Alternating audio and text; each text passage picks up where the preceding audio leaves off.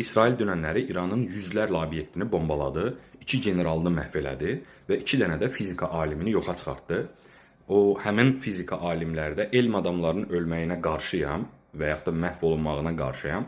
Amma bu insanlar uranın zənginləşdirilməsi ilə məşğul idilər. Yəni bu gün İranın əlində olan, deyək ki, uranyum maddəsi zənginləşməyib və ondan nüvə silahı hazırlamaq mümkün deyil. Amma zənginləşdirdikləri zaman, uranyum atomlarını dəyişdirdikləri zaman bunu bombaya çevirmək olur.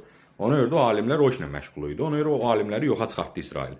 Ki, yəni İranın əlində nüvə silahı olmasın. Çünki İranın bir dövlət olaraq və ya bir zehniyyət olaraq, düşüncə olaraq tək hədəfi İsrail adlı dövləti məhv eləməkdir.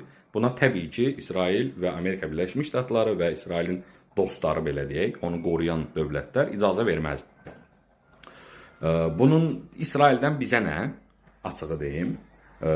Məsələ odur ki, qonşumuzda zaten bir dəli var, Rusiya, əlində nüvə silahları olan və dəfələrlə Azərbaycanı təhdid eləyir, demokratiyasını, azadlığını və ikinci bir dövlət, dəli bir dövlət, özdə dindar bir dövlət, İran, belə bir güclü bir silahı əldə eləməyi mənə elə gəlir ki, mənim şəxsi düşüncəmdir, heç yaxşı bir şey deyil. Ona görə bu sahədə İsraili dəstəkləyirəm, düz eləyiblər.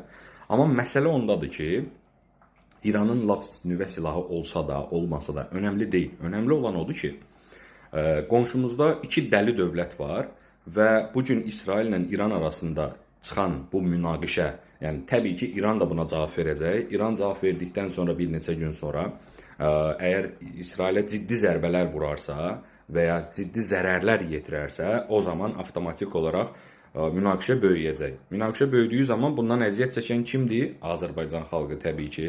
Niyə? Çünki 10 minlərlə, 100 minlərlə Azərbaycanlı, Cənub Azərbaycanlısı bizə qaçqın kimi gələ bilər. Elə bil bizim xalqımızın taleyində var da, yəni qaçqınlıq həyatı və yaxud da o cür həyat tərzi yaşamağı. Ona görə ümid eləyirəm ki, münaqişə böyüməyəcək. Ümid eləyirəm ki, İsrail lazım olan o obyektləri məhv elədi və bundan sonra İran artıq, necə deyim, bu nüvə silahını əldə etməyin arzusundan yayınar. Çünki yenə deyirəm, qonşumuzda İsraili boş ver, bizim üçün təhlükəlidir.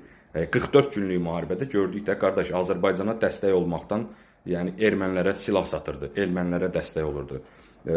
Zəngəzur dəhlizində bizə tərəf olmaqdan, bizə dəstək olmaqdan ermənilərin tərəfindədir ki, orada koridor açılarsa Azərbaycanı məhv eləyərəm falan. Azərbaycan xalqını təhdid edir, Azərbaycan dövlətinin suverenliyini təhdid edir. Ona görə İran mənim üçün yaxşı bir qonşu deyil və İran bu günə qədər Azərbaycan xalqı üçün də, Azərbaycan dövləti üçün də bir dənə belə faydalı bir addımını görməmişəm.